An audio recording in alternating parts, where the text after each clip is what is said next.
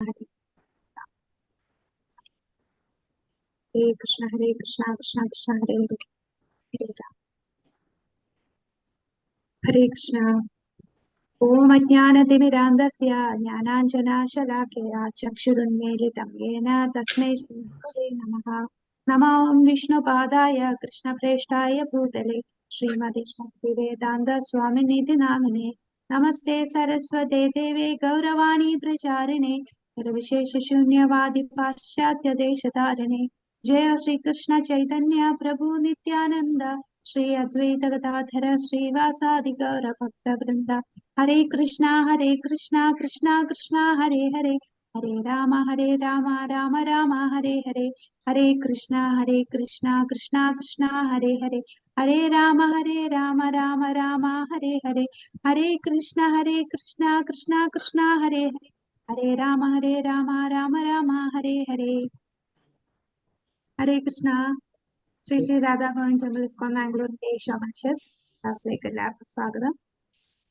ഈ പിക്ചറിൽ കാണിച്ചിരിക്കുന്നത് ആരാന്ന് മനസ്സിലായോ? ആരാണ്?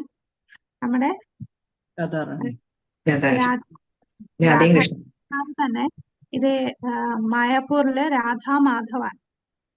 രാധാമാധവ് അഷ്ടസഖികളുമായിട്ട് നടുക്ക് രാധാകൃഷ്ണന്മാര്. അപ്പൊ രാധാമാധവാണ് നമ്മുടെ ഈ പിക്ചറിൽ കാണുന്നത്.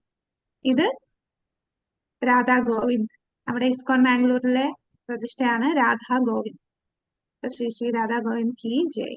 ശ്രീല പ്രഭുപാദ് കി ജയ്. നമുക്ക് ഈശോപനിഷത്തിലെ മന്ത്രമാണ്. ഈശാവാസ്യമിദം സർവം യത്കിഞ്ചാ ജഗത്യാം ജഗത് തേന തെക്തേന ഭുഞ്ജീതാ മാഗ്രതാ കസ്യ സ്വിദ്ധനം. ഈശാവാസ്യമിദം സർവം യത്കിഞ്ചാ ജഗത്യാം ജഗത് തേന തെക്തേന ഭുഞ്ജീതാ മാഗ്രതാ കസ്യ സ്വിദ്ധനം. അപ്പൊ ഈ ശ്ലോകം നമുക്ക് പല മീറ്ററിൽ നമുക്ക് ചൊല്ലാം.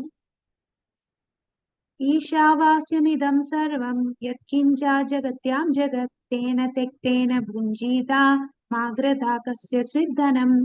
ഇങ്ങനെയും ചൊല്ലാം. അപ്പൊ ഇപ്പൊ നമ്മള് ചൊല്ലിയിട്ടുള്ള ഈ 2 മീറ്ററും, മീറ്റർ എന്ന് പറഞ്ഞാൽ നമ്മൾ ഈ ആ ട്യൂണിനെയാണ് സംസ്കൃതത്തിൽ മീറ്റർ എന്ന് പറയുന്നത്. നമ്മൾ ഏത് രീതിയിലാണ് ചൊല്ലുന്നത് എന്നുള്ളത്. ഇത് രണ്ടും നമ്മൾ ഭഗവത്ഗീത ശ്ലോകങ്ങൾ ചൊല്ലുന്ന രീതിയാണ്. ഇനി ഇതിനൊരു വ്യത്യസ്തമായിട്ടുള്ള രീതിയിൽ നമ്മൾ ചൊല്ലും. ഈശാവാസ്യമിദം സർവം യത്കിഞ്ചാ ജഗത്യാം ജഗത് തേന തെക്തേന ഭുഞ്ജീതാ മാഗ്രതാ കസ്യ സ്വിദ്ധനം. ഈ ഒരു രീതിയിൽ നമ്മൾ ഇത് ചൊല്ലാറുണ്ട്. അപ്പൊ ഇങ്ങനെ ചൊല്ലുമ്പോൾ നമുക്ക് മനസ്സിലാവും ഈ പറയുന്ന ശ്ലോകം ഈശോപനിഷത്തിലെയാണ്. നമുക്ക് കുറെ ശ്ലോകങ്ങൾ മെമ്മറൈസ് ചെയ്യാൻ പറ്റാത്ത ഇപ്പോ പെട്ടെന്നൊരു ശ്ലോകം കേൾക്കുമ്പോൾ വിചാരിക്കും അത് ഭഗവത്ഗീതയിലെ ആയിരിക്കുമെന്ന്. അപ്പൊ ഈശാവാസ്യമിദം സർവം യത്കിഞ്ചാ ജഗത്യാം ജഗത് തേന തെക്തേന ഭുഞ്ജീതാ മാഗ്രതാ കസ്യ സ്വിദ്ധനം. എങ്ങനെ വേണേലും ചൊല്ലാം. നമുക്ക് ഏതാണോ പറ്റുന്നത് അതുപോലെ നമുക്ക് ചൊല്ലാം. ഹരേ കൃഷ്ണ. കുറച്ചു പേർക്ക് ഈ ശ്ലോകം ഒന്ന് ചൊല്ലാം. ഹാൻഡ് റൈസ് ചെയ്തോളൂ. ചൊല്ലാൻ താല്പര്യമുള്ളവര് ഹാൻഡ് റൈസ്. ഉമാദേവി മാതാജി ചൊല്ലിക്കോ. കൃഷ്ണ മാതാജി ട്യൂൺ കറക്റ്റ് ആവോന്ന് അറിയില്ലേ? അല്ല, മാതാജി ഭഗവത്ഗീത ചൊല്ലുന്ന പോലെ ചൊല്ലിക്കോളൂ, കുഴപ്പമില്ല. ഈശാവാസമിദം സർവം യത്കിം ച ജഗത്യാം ജഗത് തേന തെക്തേന ഭുഞ്ജീതാ മാഗ്രതാ കസ്യ സ്വിദ്ധനം. ഹരേ കൃഷ്ണ മാതാജി. ഹരേ കൃഷ്ണ. ഉമാദേവി മാതാജി. മാതാജി ആണല്ലോ ചൊല്ലിയത്. പങ്കജാക്ഷി മാതാജി. ഹരേ കൃഷ്ണ മാതാജി. ഈശാവാസ്യമിദം സർവം യത്കിഞ്ച ജഗത്യാം ജഗത് തേന തെക്തേന ഭുഞ്ജീതാ മാഗ്രതാം കസ്യ സ്വിദ്ധനം. ഹരേ കൃഷ്ണ മാതാജി. ഹരേ കൃഷ്ണ. അംബിക മാതാജി. ഹരേ കൃഷ്ണ. സോറി മാതാജി, അൺമ്യൂട്ട് ചെയ്തു. അംബിക മാതാജി ഒന്നാണ്. ഹരേ കൃഷ്ണ മാതാജി. ഹരേ ഈശാവാസ്യമിദം സർവം യത്കിഞ്ച ജഗത്യാം ജഗത് തേന ത്യക്തേന ഭുഞ്ചിത മാ കൃത കസ്യ സ്വിദ്ധനം. ഹരേ കൃഷ്ണ. ഹരേ കൃഷ്ണ. ബിന്ദു മാതാജി, ബിന്ദു ആർ മാതാജി. ഹരേ കൃഷ്ണ മാതാജി. ഈശാവാസ്യമിദം സർവം യത്കിഞ്ച ജഗത്യാം ജഗത് തേന ത്യക്തേന ഭുഞ്ജീത മാ കൃത കസ്യ സ്വിദ്ധനം. ഹരേ കൃഷ്ണ മാതാജി. ഹരേ കൃഷ്ണ. ഓക്കെ, അപ്പൊ നമുക്ക് ഇതിന്റെ അർത്ഥം എന്താണെന്ന് നോക്കാം. പ്രപഞ്ചത്തിനകത്തുള്ള സർവചരാചരങ്ങൾ ഈശ്വരന്റെ ഉടമസ്ഥതയിലുള്ളതും ഈശ്വരനാൽ നിയന്ത്രിക്കപ്പെടുന്നതുമാണ്. അതുകൊണ്ട് ഒരുവൻ തനിക്കായി നീക്കിവെക്കപ്പെട്ട അർഹമായ വസ്തുക്കൾ മാത്രം സ്വീകരിക്കുക, മറ്റുള്ളവരുടെ ധനം ആശിക്കരുത്. അപ്പോ ആദ്യത്തെ രണ്ടിലെ ഈശാവാസ്യമിതം സർവം യത്കിഞ്ച ജഗത്യാം ജഗത്, ആ ആദ്യത്തെ രണ്ട് ലൈനിൽ പറയുന്നതാണ് ഈ പ്രപഞ്ചത്തില് ജീവൻ ഉള്ളതും ജീവൻ ഇല്ലാത്തതും ആയിട്ടുള്ള എല്ലാ ചരാചരങ്ങളും സർവചരാചരങ്ങളും സർവ വസ്തുക്കളുടെയും ഉടമസ്ഥനും നിയന്ത്രിക്കുന്നവനും അത് ഭഗവാനാണ്. അപ്പൊ ഭഗവാനാണ് എല്ലാത്തിന്റെയും ഉടമസ്ഥനും നിയന്താവും. അതാണ് ആദ്യത്തെ രണ്ടിലെ ഈശാവാസ്യമിതം സർവം യത്കിഞ്ച ജഗത്യാ ജഗത്. ഈശോപനിഷത്ത് എന്ന പേര് ഈ ഉപനിഷത്തിന് വരുന്നത് തന്നെ ഈ ആദ്യത്തെ ശ്ലോകത്തിലെ ആദ്യത്തെ വാക്കില് ഈശാവാസ്യം. ഈശ എന്ന് പറഞ്ഞാൽ ഈശ്വരൻ. ഈശ്വരൻ എന്ന വാക്കിന്റെ അർത്ഥം എന്താണ്? ഈശ്വരൻ, നിയന്താവ്. അപ്പൊ ഈശാവാസ്യം അത് നമ്മുടെ ഭഗവാനെയാണ് ഉദ്ദേശിക്കുന്നത്. ഈശ ഉപനിഷത്ത് പറയുന്നതിന്റെ ഈശോപനിഷത്തിലെ ആ പേര് തന്നെ ഈശ, ഈ ആദ്യത്തെ ഈ വേർഡിൽ നിന്നാണ് നമുക്ക് ഈശോപനിഷത്തിന്റെ പേര് ലഭിച്ചത്. അപ്പൊ ഈശാവാസ്യം ഇതം സർവതും ഭഗവാന്റെ ഉടമസ്ഥതയിലാണ്. യത്കിഞ്ച ജഗത്യാം ജഗത്, ഈ ജഗത്തിൽ കാണുന്ന സർവചരാചരങ്ങളും എല്ലാ ചരാചരങ്ങളും എന്തൊക്കെ ഉണ്ടോ അതിന്റെ എല്ലാം ഉടമസ്ഥനും നിയന്താവും അത് ഈശ്വരനാണ്, അത് ഭഗവാൻ ആണ് എന്ന് പറയും. തേന തെക്തേന ഭുഞ്ചീത മാഗ്രത കസ്യ സിദ്ധൻ. ഇനി ഈ രണ്ടിലെ തേന തെക്തേന ഭുഞ്ചീത മാഗ്രത കസ്യ സിദ്ധന അവിടെ പറയുന്നത്, അപ്പൊ ഇതിന്റെ എല്ലാ ഉടമസ്ഥനും നിയന്താവും ഭഗവാൻ ആയതുകൊണ്ട് നമ്മൾ എന്ത് ചെയ്യണം? അവനവൻ എന്താണോ നീക്കിപ്പെട്ടു വെച്ചിട്ടുള്ളത്, അവനവനുള്ളത് എന്താണോ, അവനവന് അർഹമായിട്ടുള്ള വസ്തുക്കൾ അത് മാത്രം സ്വീകരിക്കുക, മറ്റുള്ളവന്റെ പിടിച്ചു പറിക്കാതിരിക്കുക. അതാണ് ഇവിടെ പറയുന്നത്. അപ്പൊ നമ്മൾക്ക് ഉള്ളത് നമ്മൾ സ്വീകരിക്കുക, അല്ലാതെ വേറൊരാളുടേത് നമ്മൾ പിടിച്ചു വാങ്ങാതിരിക്കുക. നമ്മളുടെ ആർത്തിക്കുള്ളത് ഭഗവാൻ തന്നിട്ടുള്ള, നമ്മൾക്ക് ആവശ്യമുള്ളതെല്ലാം ഭഗവാൻ തന്നിട്ടുണ്ട്, പക്ഷെ നമ്മുടെ ആർത്തിക്ക് തന്നിട്ടില്ല. നമുക്ക് ഉള്ളത് എന്താണ്? ആർത്തിയാണ്. അപ്പൊ ഈ ഒരു തത്വം മനസ്സിലാക്കിയ ഒരു വ്യക്തിക്ക് സമാധാനമായിട്ടും ഈ ജനന മരണ ചക്രത്തിൽ നിന്നും രക്ഷ നേടാനും സാധിക്കും. ഇത് മനസ്സിലാക്കാതെ പിടിച്ചു പറിക്കാൻ പോകുന്നവർ, അവർക്ക് എന്ത് സംഭവിക്കുമെന്ന് ഇനിയുള്ള മന്ത്രത്തിൽ നമ്മൾ കാണും. ഈശാപനിഷത്തിലെ അടുത്ത മന്ത്രത്തില് ഇതനുസരിക്കുന്നവർക്ക് എന്ത് ഗുണം കിട്ടും, ഇതനുസരിക്കാത്തവർക്ക് എന്തായിരിക്കും സംഭവിക്കുക, ഇതെല്ലാം നമ്മൾ ഇനി വരുന്ന മന്ത്രത്തിൽ കാണാം. ഇതാണ് തത്വം. ഈ കാണുന്നത് ഒന്നുപോലും നമ്മളുടെ ഈ ശരീരം പോലും ഭഗവാനാണ് ഉടമസ്ഥൻ. ഞാനാണ്, ഇത് എന്റേതാണ് എന്ന് വിചാരിക്കുന്നത് എല്ലാത്തിന്റെ ഉടമസ്ഥൻ അത് ഭഗവാനാണ്. അപ്പൊ ഭഗവാന്റെ നിയന്ത്രണത്തിനാണ് എല്ലാം നടന്നു പോകുന്നത്. അപ്പോൾ നമ്മൾ എങ്ങനെയായിരിക്കണം ജീവിക്കേണ്ടത്? നമുക്ക് അർഹിക്കപ്പെട്ടത് എന്താണോ, നമുക്ക് അർഹിക്കപ്പെട്ടത് എങ്ങനെ കിട്ടുക? നമ്മൾ കഴിഞ്ഞ ജന്മം ചെയ്തതും നമ്മളുടെ കർമ്മഫലം അനുസരിച്ച് നമുക്ക് അർഹിക്കപ്പെട്ടത് തരും നമ്മൾക്കുണ്ട്. അത് നമ്മള് ഹാർഡ് വർക്ക് ചെയ്യാതെ തന്നെ നമുക്കത് കിട്ടുന്നതാണ്. അത് നമ്മൾ സ്വീകരിക്കുക, അല്ലാതെ മറ്റുള്ളവരുടെ ധനം ആശിക്കരുത്, മറ്റുള്ളവന്റെ പിടിച്ചു പറിക്കാൻ ശ്രമിക്കരുത്. ഇതാണ് ഈ ഒരു ആദ്യത്തെ മന്ത്രത്തിൽ പറയുന്നത്. ഈശാവാസ്യമിതം സർവം യത്കിഞ്ച ജഗത്യാ ജഗത്, ഈ ജഗത്തിൽ കാണുന്ന എല്ലാ ചരാചരങ്ങളുടെയും ഈ നിയന്താവും ഉടമസ്ഥനും അത് ഈശ്വരനാണ്, ഭഗവാനാണ്. തേന തെക്തേന ഭുഞ്ചീത മാകൃത കസ്യ സിദ്ധനം. അപ്പം അവനവന് അർഹിക്കപ്പെട്ടത് സ്വീകരിക്കുക, അർഹിക്കപ്പെട്ട ധനം സ്വീകരിക്കുക, മറ്റുള്ളവരുടെ പിടിച്ചടക്കാതിരിക്കുക. അതാണ് ഇവിടെ പറയുന്ന ഈ മന്ത്രത്തിന്റെ അർത്ഥം. തേന തെക്തേന ഭുഞ്ചീത. ഭുഞ്ചീത എന്ന് പറഞ്ഞാൽ സ്വീകരിക്കുക. അപ്പൊ നമുക്ക് അർഹിക്കപ്പെട്ടത് സ്വീകരിക്കുക, അല്ലാത്തത് സ്വീകരിക്കുക. അപ്പൊ ഈ കാണുന്ന പ്രപഞ്ചം മൊത്തവും നിയന്ത്രിക്കുന്നത് ഭഗവാനാണെന്ന് നമ്മൾ പറഞ്ഞില്ലേ. അപ്പൊ ഒന്ന് ചിന്തിച്ചു നോക്കുക. നമുക്കൊരു ചെറിയ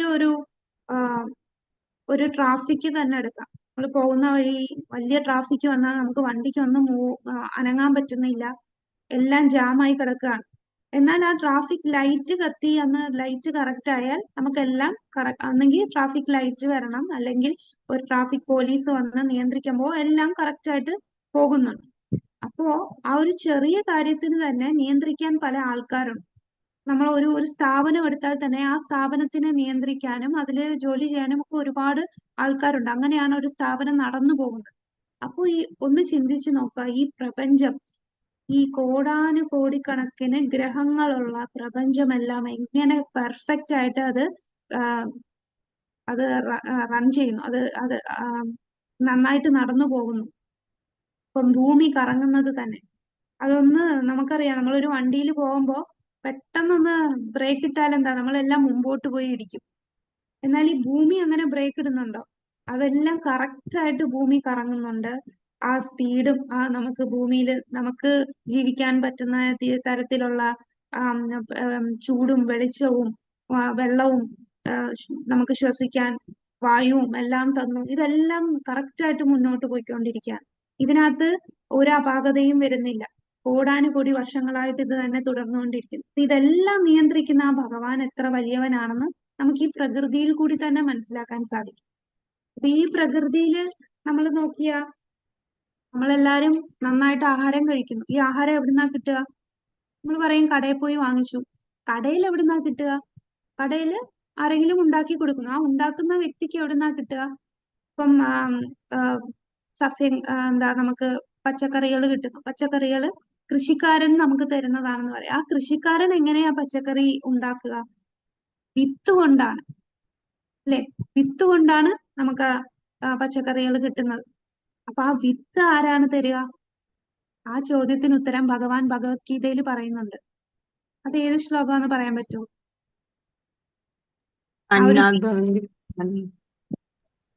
അതല്ല, അഹം ബീജപ്രദാപിത.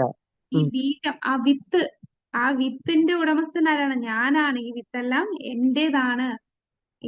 എല്ലാരും എന്റെ മക്കളാണ്. അപ്പം ഭഗവാനാണ് ഇതിന്റെ എല്ലാത്തിന്റെ ഉടമസ്ഥൻ. അപ്പൊ ഭഗവാനിൽ നിന്നാണ് എല്ലാം വരുന്നത്. അപ്പൊ ഇത് നമ്മൾ മനസ്സിലാക്കി കഴിഞ്ഞാൽ നമുക്ക് പിന്നെ വേറൊന്നും പേടിക്കേണ്ടതില്ല. നമുക്കുള്ളത് കൊണ്ട് നമ്മൾ നന്നായിട്ട് ജീവിക്കാൻ പറ്റും. പക്ഷെ ഇത് മനസ്സിലാക്കാത്തത് കൊണ്ടാണ് എല്ലാം എല്ലാം എന്റെ നിയന്ത്രണത്തിലാകണം. നമ്മൾ ശരീരബോധത്തിലായതുകൊണ്ടും നമുക്ക് ഇത് എന്റെ കുടുംബം, ഇത് എന്റെ ശരീരം, ഇത് എന്റെ വസ്തു, എല്ലാം എന്റെ എന്നുള്ള ചിന്ത അത് മാറ്റി നമ്മൾ എന്ത് മനസ്സിലാക്കണം? ഇതെല്ലാം ഭഗവാന്റെ ആണ് എന്ന് നമ്മൾ മനസ്സിലാക്കണം. ആ തത്വം മനസ്സിലാക്കണം. ഒരു ഉദാഹരണം പറഞ്ഞാൽ, ഒരു കമ്പനിയിലുള്ള ഉദ്യോഗസ്ഥൻ, ആ ഉദ്യോഗസ്ഥന് കമ്പനി തന്നെ വണ്ടി കൊടുത്തിട്ടുണ്ട്, കാർഡ് കൊടുത്തിട്ടുണ്ട്, എല്ലാം ആ കമ്പനിയുടെ ആവശ്യത്തിന് വേണ്ടിയാണ് എല്ലാം കൊടുത്തിരിക്കുന്നത്. എന്നാൽ ആ വ്യക്തി കമ്പനിക്ക് ഉപയോഗിക്കാതെ സ്വന്തം സ്വാർത്ഥ ലാഭത്തിന് വേണ്ടി, സ്വന്തം വീട്ടുകാര്യത്തിന് വേണ്ടി ആ കമ്പനി കൊടുത്തിട്ടുള്ള വണ്ടിയും ക്രെഡിറ്റ് കാർഡും ഒക്കെ ഉപയോഗിക്കുകയാണ് എന്നുണ്ടെങ്കിൽ എന്തായിരിക്കും ആ വ്യക്തിയുടെ അവസ്ഥ? കമ്പനി അത് കണ്ടുപിടിച്ചാൽ എന്താ ചെയ്യുക? ടെർമിനേറ്റ് ചെയ്യുക, ഡിസ്മിസ് ചെയ്യുക, അല്ലേ? ആ കാർഡ് എല്ലാം. കാരണം അവര് പറഞ്ഞ റൂളിനെ എതിർത്ത് ചെയ്യുകയാണ് ചെയ്തത്. അതേപോലെയാണ് നമ്മളെല്ലാരും കള്ളന്മാരാണ്. കാരണം ഈ കാണുന്നതെല്ലാം ഭഗവാന്റേതാണ്. പക്ഷെ എന്റേതാണെന്നും പറഞ്ഞ് നമ്മൾ അതിനെ ദുരുപയോഗം ചെയ്യുകയാണ്. ഈ ഭഗവാൻ തന്നിട്ടുള്ള ഈ വസ്തുക്കളെ നമ്മൾ എന്ത് ചെയ്യണം? അത് ഭഗവത് സേവനത്തിന് വേണ്ടിയാണ് ഉപയോഗിക്കേണ്ടത്. ഇപ്പൊ ആ കമ്പനി ഓണർ ജോലിക്കാരന് കൊടുത്തിട്ടുള്ള ആ വണ്ടി കമ്പനിയുടെ സേവനത്തിന് വേണ്ടിയാണ് ആ വണ്ടി കൊടുത്തത്. അതുപോലെ നമുക്ക് തന്നിട്ടുള്ള ഇതെല്ലാം നമ്മൾ ചെയ്യേണ്ടത് എന്താണ്? അത് ഭഗവത് സേവനമായിട്ട് ഓരോ വസ്തുക്കളും നമ്മൾ ഉപയോഗിക്കുക. അത് ഉപയോഗിച്ചില്ല എന്നുണ്ടെങ്കിൽ നമ്മൾ എന്താണ്? ആ ഉദ്യോഗസ്ഥൻ ചെയ്ത പോലെ ആ കള്ളത്തരമല്ലേ ചെയ്തത്, അതുപോലെ നമ്മൾ കള്ളനാവും. അപ്പൊ നമുക്ക് അർഹിക്കപ്പെട്ടത് ഭഗവാൻ തന്നിട്ടുണ്ട്. ആ അർഹിക്കപ്പെട്ടത് കൊണ്ട് നമ്മൾ സന്തോഷത്തോടു കൂടി ഭഗവത് സേവനത്തിന് വേണ്ടി ഉപയോഗിക്കുക. വേറൊരുത്തന്റെ വേറൊരാളുടേത് പിടിച്ചു പറിക്കേണ്ടത് ഇല്ല. അങ്ങനെ ചെയ്യാൻ പാടില്ല. അങ്ങനെ ആശിക്കാൻ പോലും പാടില്ല. അങ്ങനെ നമ്മൾ ആശിക്കരുത്. ഇതാണ് ഇവിടെ പറയുന്നത്. ചൂട്, വെളിച്ചം, തീ. പരമോന്നത സത്തയെ അഗ്നിയോട് ഉപമിക്കാറുണ്ട്. ചേതനവും അചേതനവുമായ വസ്തുക്കളെല്ലാം അഗ്നിയുടെ ചൂടിനോടും പ്രകാശത്തിനോടും ഉപമിക്കപ്പെടുകയും ചെയ്യുന്നു. അഗ്നി ചൂടിന്റെയും പ്രകാശത്തിന്റെയും രൂപത്തിൽ ഊർജത്തെ വിതരണം ചെയ്യുന്നത് പോലെ ഈശ്വരൻ അവിടുത്തെ ശക്തികളെ വ്യത്യസ്ത രീതികളിൽ പ്രദർശിപ്പിക്കുന്നു. സകലതിന്റെയും നിയന്താവും രക്ഷകനും നിർദ്ദേശകനുമായി വർത്തിക്കുന്നു. കൃഷ്ണനിൽ നിന്ന് വേർപിരിയുമ്പോൾ നാം നശിക്കുന്നു. അതിനാൽ ഈശ്വരനല്ലാതെ മറ്റൊരാളും ഒരു വസ്തുവിന്റെയും ഉടമസ്ഥനല്ല എന്നറിയാനുള്ള ബുദ്ധിശക്തി ഒരുവനുണ്ടാകണം. അപ്പൊ ഭഗവാനെ ഇവിടെ ഉപമിച്ചിരിക്കുന്നത് അഗ്നിയോടാണ്. അപ്പൊ അഗ്നി എന്ന് പറയുമ്പോ അതിനകത്ത് എന്തുണ്ട്? അഗ്നി എന്ന് പറയുമ്പോ തന്നെ അതിൽ ചൂടുമുണ്ട്, പ്രകാശവുമുണ്ട്. അഗ്നി എന്ന് കേൾക്കുമ്പോ തന്നെ നമുക്കറിയാം നല്ല ചൂടാണ്, നമ്മുടെ കൈ പൊള്ളും. കൂടാതെ അഗ്നിക്ക് പ്രകാശവുമുണ്ട്. അപ്പൊ ഈ അഗ്നി ചൂടിന്റെയും പ്രകാശത്തിന്റെയും രൂപത്തിൽ ഊർജത്തെ വിതരണം ചെയ്യുന്നത് പോലെ. ഇപ്പം എനർജി, ഹീറ്റ്, ഫയറിന്റെ എനർജിയാണ് ഹീറ്റ് ആൻഡ് ലൈറ്റ് എന്ന് പറയും അല്ലെ? നമ്മൾ സയൻസിൽ പഠിക്കുന്നത് heat energy and light energy. അപ്പൊ അതാണ് നമ്മുടെ ഈ തീയുടെ ഊർജം, ചൂടും പ്രകാശവും. അതുപോലെ ഭഗവാന്റെ ശക്തികൾ വ്യത്യസ്ത രൂപത്തിൽ പ്രദർശിപ്പിക്കുന്നുണ്ട്. ഭഗവാനും ഇതുപോലെ പല ഊർജങ്ങളുണ്ട്. ആ ഊർജം വെച്ചാണ് ഭഗവാൻ നിയന്ത്രിക്കുന്നത്. അത് ഭഗവാൻ നേരിട്ട് വന്ന് നിയന്ത്രിക്കേണ്ട ആവശ്യമില്ല. ഭഗവാന്റെ ശക്തികൾ കൊണ്ട് ഇതിനെയെല്ലാം നിയന്ത്രിക്കുകയാണ്. അപ്പം അതുകൊണ്ട് എല്ലാത്തിന്റെയും നിയന്താവും രക്ഷകനും. നമ്മൾ വിചാരിക്കും എവിടെ ഭഗവാനെ ഇവിടെ ഒന്നും കാണുന്നില്ലല്ലോ, ഇവിടെ വന്ന് കൺട്രോൾ ചെയ്യുന്ന നമുക്ക് കാണാൻ പറ്റില്ല. കാരണം ഇതെല്ലാം ഭഗവാന്റെ ശക്തി കൊണ്ട് ഇതെല്ലാത്തിനെയും നിയന്ത്രിച്ചുകൊണ്ടിരിക്കുകയാണ്. അപ്പൊ സകലത്തിന്റെയും നിയന്താവും രക്ഷകനും നിർദ്ദേശകനുമായി ഭഗവാൻ വർത്തിക്കുകയാണ്. നമ്മളുടെ നാശം സംഭവിക്കുന്നത് നമ്മൾ ആ ഭഗവാനിൽ നിന്ന് വേർതിരിയുമ്പോഴാണ്. അതിനൊരു ഉദാഹരണം പറഞ്ഞാൽ ഈ തീപ്പൊരി, തീയിൽ നിന്ന് വരുന്നതാണ് തീപ്പൊരി അല്ലെ? നമ്മളിത് ഭഗവത്ഗീതയിൽ ഈ ഉദാഹരണം കണ്ടിട്ടുണ്ട്. നമ്മൾ ഭഗവാന്റെ അംശമാണ്, ഭഗവാനിൽ നിന്ന് വന്നതാണ് നമ്മളെല്ലാം ഭഗവത് അംശങ്ങളാണ്. അപ്പൊ അതുപോലെ തീയിൽ നിന്ന് വരുന്ന തീപ്പൊരി, അത് തീയുടെ അംശമാണ് തീപ്പൊരി. ഈ തീപ്പൊരി തീയിൽ നിന്ന് വേർപെട്ട് ദൂരെ പോകുമ്പോ ആ തീപ്പൊരിക്ക് എന്താ സംഭവിക്കുക? തീക്കകത്തുള്ള കെട്ടുപോകും അല്ലെ? തീക്കകത്തുള്ളതാണ് തീപ്പൊരി. തീയിലുള്ളിടത്തോളം കാലം ആ തീപ്പൊരിക്ക് ചൂടും പ്രകാശവും കാണും. എന്നാൽ ആ തീപ്പൊരി തീയിൽ നിന്ന് ദൂരെ തെറിച്ചു പോവുകയാണെങ്കിൽ ആ തീപ്പൊരി എന്താ സംഭവിക്കുക? അതിന്റെ ആ ചൂടും വെളിച്ചവും ഇല്ലാതായി അതങ്ങ് കെട്ടുപോവാണ്. ആ ചൂട് കെട്ടുപോവാണ്, ആ തീ അങ്ങ് കെട്ടുപോവാണ്. അതുപോലാണ് നമുക്ക് സംഭവിച്ചത്. നമ്മൾ ഭഗവാന്റെ അംശമാണ്, ഭഗവാന്റെ കൂടെ സേവനം ചെയ്ത് നിന്നവരാണ്. പക്ഷെ നമുക്ക് ഭഗവാനിൽ നിന്ന് ദൂരെ പോകാൻ ഒരു ആഗ്രഹം തോന്നി. അതുകൊണ്ട് നമ്മളിപ്പോ ഭഗവാനിൽ നിന്ന് ദൂരെയാകുമ്പോ എന്താ? കൃഷ്ണനിൽ നിന്ന് വേർപിരിയുമ്പോൾ എന്താ സംഭവിക്കുക? ആ തീപ്പൊരി കെട്ടുപോകുന്ന പോലെ നമ്മൾ നശിക്കുകയാണ് ചെയ്യുന്നത്. കൃഷ്ണനിൽ നിന്ന് വേർപിരിയുമ്പോൾ നമ്മൾ ഈ ഭൗതിക ലോകത്ത് ഓരോ ജന്മം എടുക്കുമ്പോഴും ജന്മത്തിൽ കൂടെ ഉണ്ടാകുന്ന ആൾക്കാരെല്ലാം ഇതെല്ലാം എന്റേതാണെന്നുള്ള ഭാവത്തിൽ നമ്മൾ ജീവിച്ച് കുറെ നാൾ കഴിയും, നമ്മൾ മരിക്കുന്നു. വീണ്ടും നമ്മൾ കർമ്മഫലം അനുസരിച്ച് ജനിക്കുന്നു. കർമ്മഫലം അനുസരിച്ച് ജനിക്കുന്നത് മനുഷ്യനാകണമെന്നില്ല. ചിലപ്പോൾ മൃഗമാകാം, ചിലപ്പോൾ നമ്മൾ നല്ല പുണ്യകർമ്മങ്ങൾ ചെയ്ത് ചിലപ്പോൾ സ്വർഗത്ത് പോകാം. അങ്ങനെ നമ്മൾ ആ പുനർലോക പുനരാവർത്തിനോർജുന അല്ലെ? അങ്ങനെ പുനർജന്മം എടുത്തുകൊണ്ടേയിരിക്കും. മുകളിലും താഴെയിലും ഒരു ചക്രം കറങ്ങുന്ന പോലെ മുകളിലോട്ടും താഴോട്ടും ഇങ്ങനെ വീണ്ടും വീണ്ടും ജനന മരണ ചക്രത്തിൽ ഇങ്ങനെ പെട്ടുകൊണ്ടിരിക്കും. എപ്പോഴാണ് അങ്ങനെ പെടുക? ഭഗവാനിൽ നിന്ന് വേർപിരിയുമ്പോഴും നമുക്ക് ഇങ്ങനെ കറങ്ങിക്കൊണ്ടിരിക്കേണ്ടി വരും. അതിനാൽ ഈശ്വരനല്ലാതെ മറ്റൊരാളും ഒരു വസ്തുവിന്റെയും ഉടമസ്ഥനല്ല എന്നറിയാനുള്ള ബുദ്ധിശക്തി നമുക്കുണ്ടാകണം. ഭഗവാനാണ് ഇതിന്റെ എല്ലാത്തിന്റെയും ഉടമസ്ഥൻ. അതുകൊണ്ട് അദ്ദേഹം അല്ലാതെ വേറെ ഒരു വസ്തുവും ഒന്നിന്റെയും ഉടമസ്ഥനല്ല. അത് മനസ്സിലാക്കാനുള്ള ബുദ്ധി ഒരുവനുണ്ടാകണം എന്ന് പറയാം. ഓരോരുത്തരുടെ വിഹിതം, എല്ലാവർക്കും വ്യത്യസ്ത വിഹിതങ്ങളുണ്ട് അല്ലെ? ഓരോരുത്തർക്കും ഓരോ കോട്ടയുണ്ട്. അതാണ് ഇവിടെ പറയുന്നത്. ഇപ്പൊ ഇത് പറയുന്നതിന് മുമ്പ് ഒരു കാര്യം നമുക്ക് ഒന്ന് ആലോചിച്ച് നോക്കാം. അതായത് ഭഗവാനാണ് എല്ലാത്തിന്റെയും നിയന്താവ് ഇതെല്ലാം എന്നിൽ നിന്ന് വന്നതാണ്. അപ്പൊ ഭഗവാൻ ഭഗവത്ഗീതയിൽ തന്നെ 7-ാമത്തെ അധ്യായത്തിൽ കുറെ ശ്ലോകങ്ങളിൽ പറയുന്നുണ്ട്. ഭഗവാന് പരാപ്രകൃതിയുണ്ട്, അപരാപ്രകൃതിയുണ്ട്, അല്ലെ? പരാപ്രകൃതി അപരാപ്രകൃതി എന്താണെന്നറിയോ? ഭഗവാന്റെ തന്നെ പ്രകൃതിയായ പരാപ്രകൃതി അപരാപ്രകൃതി. superior energy and inferior energy. ആ ജീവാത്മാവായിട്ട് അതെ. അപരാപ്രകൃതി ഭൗതിക ഈ പ്രപഞ്ചത്തിൽ ഭൗതികമായിട്ടുള്ള അഗ്നി, ഭൂമി, വായു. അതെ. പരാപ്രകൃതി എന്ന് പറയുന്നത് ആരാണ്?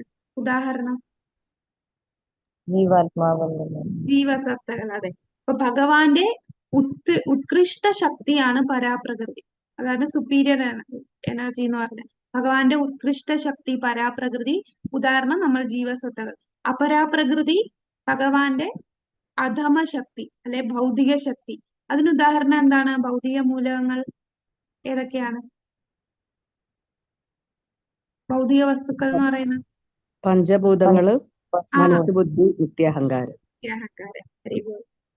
ഭൂമി, ജലം, അഗ്നി, വായു, ആകാശം, മനസ്സ്, ബുദ്ധി, നിത്യാഹങ്കാരം. ഇതെല്ലാം ഭഗവാന്റെ അപരാപ്രകൃതിയാണ്, അല്ലെ? അപ്പം ഭഗവാൻ പറയുന്നുണ്ട്, ഭൂമിരപോ നലോ വായു തമ്പനോ ബുദ്ധിരേവച അഹങ്കാര വിമൂഢാത്മാ പത്താഹമീതി മന്യതേ. അപ്പം അങ്ങനെ പല ശ്ലോകങ്ങളിൽ പറയുന്നുണ്ട്. പലതരം കിഞ്ചിത് അസ്തി ധനഞ്ജയ, അല്ലെ? എല്ലാം ഭഗവാന്റെ ആ സൂത്രേ മണികണ ഇവ, ഒരു നൂലിന്മേൽ മുത്തിരിക്കുന്ന പോലെ എല്ലാം എന്റെ നിയന്ത്രണത്തിലാണ്, എന്റെ കൺട്രോളിലാണ് എന്ന് ഭഗവാൻ തന്നെ ഇത് വ്യക്തമാക്കിയിട്ടുണ്ട്. അപ്പൊ നമുക്ക് ഇതിനെന്താ തെളിവെന്ന് ചോദിച്ചാൽ ഭഗവാൻ തന്നെ പറഞ്ഞിട്ടുണ്ട്. അപ്പൊ ഇതെല്ലാം എന്നിൽ നിന്നാണ് വന്നത്, ഇതിന്റെ എല്ലാം നിയന്ത്രിക്കുന്നത് ഞാനാണ് എന്ന് ഭഗവാൻ തന്നെ പറഞ്ഞിട്ടുണ്ട്. അപ്പൊ അത് നമ്മൾ ഭഗവത്ഗീത ഭഗവാൻ പറഞ്ഞിട്ടുള്ള ആ വാക്കുകൾ നമ്മൾ അത് മനസ്സാൽ കൊണ്ട് ജീവിതത്തിൽ പ്രാവർത്തിയാക്കുക, അതനുസരിച്ച് നമ്മൾ ജീവിക്കുക. ഇതിന്റെ എല്ലാം ഉടമസ്ഥൻ ഭഗവാനാണെന്നുള്ളത് നമ്മുടെ ബുദ്ധിശക്തി കൊണ്ട് നമ്മൾ മനസ്സിലാക്കണം. ഇനി രണ്ടാമത്തെ ആ 2 ലൈനിൽ പറയുന്നതാണ്, എല്ലാവർക്കും അവരവരുടെ വിഹിതങ്ങളുണ്ട്, അല്ലെ? എല്ലാവർക്കും വ്യത്യസ്ത വിഹിതങ്ങളുണ്ട്. അപ്പം വ്യത്യസ്ത വിഹിതങ്ങൾക്ക് ഉദാഹരണം ഇവിടെ ഒന്ന് പ്രഭുപാദര് പറയുന്നത്, പശു പാല് തരുന്നു. എന്നാൽ പശു പാല് കുടിച്ചാണോ ജീവിക്കുന്നത്? പശു എങ്ങനെയാണ്? പശുവിന് എന്ത് വേണം? പുല്ലും ധാന്യവും ആണ് കഴിക്കുന്നത്, അല്ലെ? പശു കിടാങ്ങൾ മാത്രമേ പാല് കുടിക്കുള്ളൂ. അതും അതിന് ആവശ്യത്തിന് കുടിക്കും. അത് കഴിഞ്ഞ് വീണ്ടും പശു പാല് ഉൽപ്പാദിപ്പിക്കുന്നുണ്ട്. ഇപ്പം ഇപ്പോഴത്തെ ഇപ്പൊ വീഗനിസം ഒക്കെ വന്നപ്പോ അവര് കുറെ പറയും, നമ്മൾ പശുവിന്റെ കിടാങ്ങിനുള്ള പാലാണ് നമ്മൾ കുടിക്കുന്നത് എന്നൊക്കെ പറയും. ശരിക്കും പശുവിനെ ഭഗവാൻ നിർമ്മിച്ചത് പശുവിന്റെ കിടാവിനുള്ള പാലും ഉണ്ട്, കൂടാതെ ബാക്കിയുള്ള മനുഷ്യർക്ക് കുടിക്കാനുള്ള പാലും പശുവിൽ നിന്ന് പശുവിൽ നിന്ന് തരാനുണ്ട്, പശു നമുക്ക് തരുന്നുണ്ട്. എന്നാൽ ഇപ്പോഴത്തെ പശുവും പാലെന്ന് പറഞ്ഞാൽ പശുവിനെ ഉപദ്രവിച്ച് കിട്ടുന്ന പാലാണ്, അല്ലെ? നമ്മൾ ഈ കവറ് പാലൊക്കെ വാങ്ങിക്കുക എന്ന് പറയുമ്പോൾ അതിനെ വേദനിപ്പിച്ചാണ് എല്ലാ പശുക്കളെയും, അത് കിടാവ് കുടിക്കാൻ പോലും സമ്മതിക്കാതെ പശുവിനെ വീണ്ടും വീണ്ടും കുത്തിവെച്ച് വീണ്ടും വീണ്ടും പാല് ഉൽപ്പാദിപ്പിക്കുകയാണ് ചെയ്യുന്നത്. അപ്പൊ അങ്ങനെയുള്ള പശുവും പാലെന്ന് പറഞ്ഞാൽ ശരിക്കും അത് നമ്മളെ ഉപഭോഗത്തെ മലിനമാക്കും. ഈ കവറ് പാലുകൾ, പശു പാല് തരിക എന്ന് പറഞ്ഞാൽ അത് സ്നേഹത്തോടെ പശുക്കള് നാച്ചുറൽ ആയിട്ട് പശുവിനെ കറക്കിയെടുക്കുന്ന പാല്, അതാണ് ശരിക്കും മേന്മയുള്ളത്. പണ്ടൊക്കെ അതേ ഉണ്ടായിരുന്നുള്ളൂ. ഇപ്പോഴാണ് ഇങ്ങനെ ഇൻഡസ്ട്രിയലൈസേഷനും എല്ലാം വന്നു. അപ്പൊ എല്ലാരും ബിസിനസ് ആണല്ലേ, ആരും നമ്മളുടെ ഹെൽത്ത് ഒന്നും നോക്കുന്നില്ല, ഏറ്റവും കൂടുതൽ പൈസയെ കുറിച്ച് മാത്രമേ ചിന്തിക്കുന്നുള്ളൂ. അപ്പൊ അങ്ങനെ കൂടുതൽ പാല് ഉൽപ്പാദിപ്പിക്കാൻ വേണ്ടി മരുന്നൊക്കെ കുത്തിവെച്ച് അതിനെ ഉപദ്രവിച്ചാണ് പാലെടുക്കുന്നത്.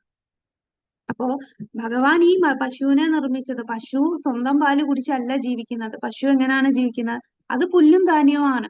അപ്പൊ പശുവിന്റെ കോട്ട എന്താണ്? പശുവിന് ഉള്ള വിഹിതം എന്താണ്?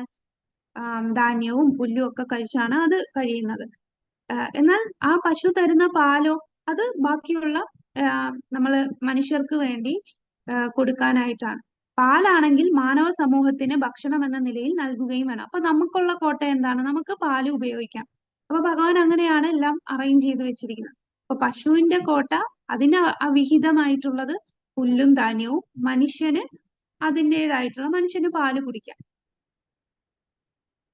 ഇനി രണ്ടാമത്തെ ഉദാഹരണം, ഒരു പുലി അരിയോ ഗോതമ്പോ പശുവിൻ പാലോ ഭക്ഷിക്കുന്നില്ല, അല്ലെ?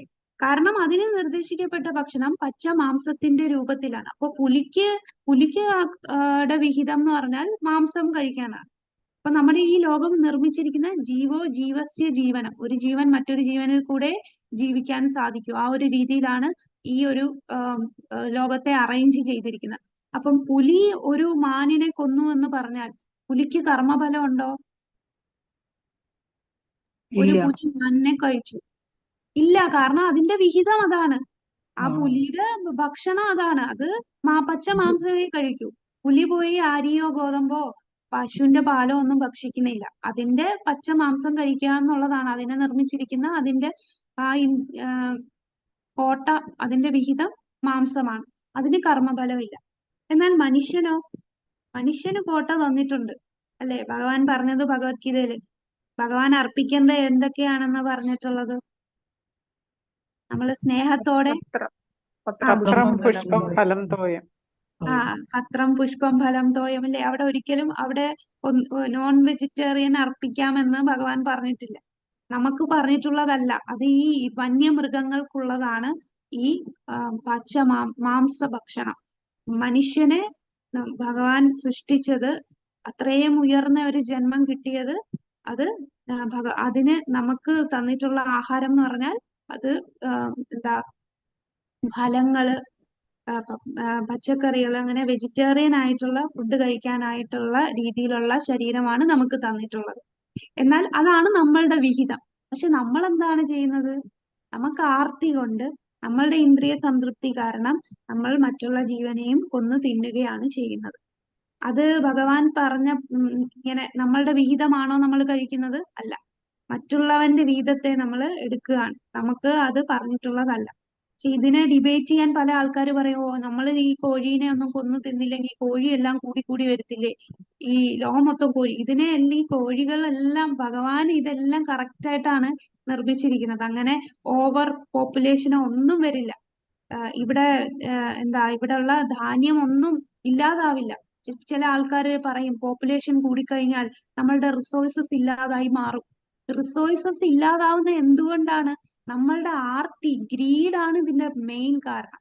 അല്ലാതെ ഒരു ആനയ്ക്ക് ഒരു ദിവസം ഭക്ഷിക്കാനായിട്ട് 10 കിലോ അരി വേണം, അത്രയും ഭക്ഷണം വേണം. ആനയ്ക്കുള്ളതെല്ലാം ആ ആനയ്ക്കുള്ളത് ദിവസം കഴിക്കാനുള്ള ഈ പ്രകൃതിയിൽ നിന്ന് കിട്ടുന്നുണ്ട്. ഭഗവാൻ നമുക്ക് എല്ലാവർക്കും വേണ്ടുന്ന റിസോഴ്സസ് എല്ലാം തന്നിട്ടുണ്ട്. അത് എത്ര ജനങ്ങൾ കൂടിയാലും കുഴപ്പമില്ല. നമ്മൾ നമ്മളുടെ വിഹിതം അനുസരിച്ച് ജീവിക്കുവാണെങ്കിൽ കുഴപ്പമില്ല. പക്ഷെ നമ്മൾ എങ്ങനെയാ ജീവിക്കുന്നത്? മറ്റുള്ളവന്റെയും കൂടെ കൂട്ടി എല്ലാം സ്വരൂപിച്ചു വെക്കും അല്ലെ? ഒരു ചാക്ക് അരി വീണാൽ, നമ്മൾ ഈ ഉപദേശാമൃതത്തിൽ പറഞ്ഞിട്ടുണ്ട്, ഒരു ചാക്ക് അരി കിടക്കുന്ന കണ്ടാൽ പക്ഷികളും മൃഗങ്ങളും എന്താ ചെയ്യുക? അതിനാവശ്യമുള്ളത് കഴിച്ചിട്ട് അതങ്ങ് പോകും. പക്ഷെ മനുഷ്യൻ എന്ത് ചെയ്യും? ആ ചാക്കും കൂടെ വേറെ ആരും എടുക്കുന്നതിന് മുമ്പ് പെട്ടെന്ന് വീട്ടിൽ കൊണ്ടുപോയി അത് സ്റ്റോക്ക് ചെയ്ത് വെക്കും. വേറൊരാളുടെ വിഹിതം കൂടി നമ്മൾ എടുക്കുന്നത് കൊണ്ടാണ് എല്ലാത്തിനും സ്കേർസിറ്റി ഇവിടെ വരുന്നത്, ക്ഷാമം വരുന്നത്. അവനവന്റെ വിഹിതം അനുസരിച്ച് അവനവൻ അർഹിക്കുന്നത് ഉപയോഗിച്ച് ജീവിച്ചാൽ ഈ ലോകത്ത് ഒന്നിനും ഒരു ക്ഷാമം വരില്ല. അതാണ് ഭഗവാൻ അറേഞ്ച് ചെയ്തേക്കുന്നത്. നമുക്കെല്ലാം നമ്മളുടെ ആവശ്യത്തിനുള്ള എല്ലാം ഭഗവാൻ തന്നിട്ടുണ്ട്. പക്ഷെ നമ്മളുടെ ആർത്തി കാരണം മറ്റുള്ളവന്റെയും കൂടെ പിടിച്ചടക്കുന്നത് കാരണമാണ് ഈ പ്രശ്നങ്ങളെല്ലാം നടക്കുന്നത്. അപ്പൊ അതാണ്, ഓരോരുത്തർക്കും ഓരോ വിഹിതം. അതിന് 2 ഉദാഹരണം പറഞ്ഞു. പശുവിന്റെ ഉദാഹരണവും പുലിയുടെ ഉദാഹരണമാണ് പ്രഭാതം നമുക്ക് പറഞ്ഞത്. ഈശാവാസ്യ തത്വം, ദൈവത്തെ കേന്ദ്രീകരിച്ചുള്ള ആശയം. ഉദാഹരണം, ഒരു വീട് മണ്ണ്, മരം, കല്ല്, ഇരുമ്പ്, സിമന്റ് തുടങ്ങി മറ്റു പല വസ്തുക്കളും ചേർത്ത് നിർമ്മിക്കുന്നതാണ്. ശ്രീ ഈശോപനിഷത്തിന്റെ രീതിയിൽ നമ്മൾ ചിന്തിക്കുമ്പോൾ ഇത്തരത്തിൽ ഒരു പദാർത്ഥവും നമുക്ക് സ്വയം നിർമ്മിക്കാൻ സാധ്യമല്ലെന്ന് അറിയാൻ കഴിയും. നമുക്ക് അവയൊക്കെ സ്വന്തം പരിശ്രമത്തിലൂടെ സംഘടിപ്പിച്ച് ആവശ്യമായ രൂപത്തിലേക്ക് മാറ്റി തീർക്കാൻ മാത്രമേ കഴിയൂ. അല്ലെ? നമ്മളൊരു വീട് വെക്കണമെങ്കിലുള്ള മണ്ണ് എവിടുന്നാ കിട്ടുക? നമ്മൾ നിർമ്മിക്കുന്നതാണോ മണ്ണ്? മരം നമ്മൾ നിർമ്മിക്കുന്നതാണോ? കല്ല് നമ്മൾ നിർമ്മിക്കുന്നതാണോ? ഇതെല്ലാം പ്രകൃതിയിൽ നിന്ന് നമുക്ക് തരുന്നതാണ്. അപ്പൊ ഭഗവാൻ നമുക്ക് വേണ്ടുന്ന വസ്തുക്കളെല്ലാം തന്നിട്ടുണ്ട്. അതിനെ നമ്മൾ ആവശ്യമുള്ള രൂപത്തിലേക്ക് ട്രാൻസ്ഫോം ചെയ്യുന്നതേ ഉള്ളൂ. അതിനെ മാറ്റി തീർക്കാനുള്ള കഴിവ് മാത്രമേ നമുക്കുള്ളൂ. അത് മാത്രമേ നമുക്ക് കഴിയൂ. അല്ലെ ഇതിനെയൊക്കെ ആർട്ടിഫിഷ്യലി നമുക്ക് നിർമ്മിക്കാൻ കഴിയില്ല. അപ്പോൾ നമ്മൾ മനസ്സിലാക്കണം, എല്ലാത്തിന്റെയും റോ മെറ്റീരിയൽ നമുക്ക് കിട്ടുന്നത് അത് പ്രകൃതി, അത് ഭഗവാനാണ് ഇത് സൃഷ്ടിച്ചത്. അപ്പോ ഇത് പറഞ്ഞപ്പോഴാണ് നമ്മളെ പ്രഭുപാദരടുത്ത് ഒരു സിമന്റ് ഫാക്ടറിയിലെ ഒരു ഉടമ ചെന്ന് പ്രഭുപാദരെ കണ്ടിട്ട് പറയും, ഞാൻ ഈ ഫാക്ടറിയുടെ ഉടമയാണ്, എന്റെ വലിയ ബിസിനസ് ആണ് എന്നൊക്കെ പറയുന്നത്. അപ്പൊ പ്രഭുപാദർ ചോദിക്കും, നിങ്ങൾക്ക് ഈ സിമന്റ് എവിടുന്നാ കിട്ടുന്നത്? അപ്പൊ അത് ഇന്ന സ്ഥലത്തു നിന്നാണ്. അപ്പൊ അത് എവിടുന്നാണ് കിട്ടുന്നത് എന്നെല്ലാം ചോദിച്ചു വന്നപ്പോ ഉത്തരവില്ല. അത് ഭഗവാൻ തന്നതാണ്. അപ്പൊ നിങ്ങളുടെ ഈ ഫാക്ടറി ശരിക്കും നിങ്ങളുടെ അല്ല. നിങ്ങൾ എന്തിനാണ് ഇങ്ങനെ പേരിട്ടത്? നിങ്ങൾ അതിനെ കൃഷ്ണാസ് ഫാക്ടറി എന്ന് പേരിടണം, അല്ലാതെ നിങ്ങളുടെ ഉടമസ്ഥൻ എന്ന് പറയരുത്. എല്ലാത്തിന്റെയും ഉടമസ്ഥൻ അത് ഭഗവാനാണ്. നിങ്ങൾ അതിന്റെ ക്രെഡിറ്റ് എടുക്കുന്നേ ഉള്ളൂ. അപ്പൊ നമുക്ക് തന്നു, നമ്മൾക്ക് ആ ഒരു വസ്തു നമുക്ക് തന്നിട്ട് അതിനെ നോക്കാനുള്ള ചുമതല നമ്മളെ ഏൽപ്പിച്ചിട്ടേ ഉള്ളൂ. അതിന്റെ ഉടമസ്ഥനാവാൻ നമുക്ക് അധികാരമില്ല. അത് ഭഗവാന്റെ ആണ് എന്നുള്ള ആ ഒരു തത്വം മനസ്സിലാക്കി നമ്മൾ ജീവിക്കണം. ഒന്നും എന്റേതാണെന്ന് ചിന്തിക്കാതെ ഭഗവാന്റേതാണെന്ന് ചിന്തിക്കുക. അപ്പൊ നമ്മുടെ വീട്ടിലാണെങ്കിൽ നമ്മൾ ഈ താമസിക്കുന്ന വീട്, ഈ വീട് ഭഗവാന്റേതാണ്. നമ്മൾ ഈ വീട്ടിനെ, ഭഗവാന്റെ ആ വീട് നമ്മൾ നോക്കുന്നു. നമ്മളുടെ മക്കള്, നമ്മളുടെ ഫാമിലി, ഈ ഫാമിലി മെമ്പേഴ്സ്, ഇതെല്ലാം ഭഗവാൻ നമുക്ക് തന്നിട്ടുള്ളതാണ്.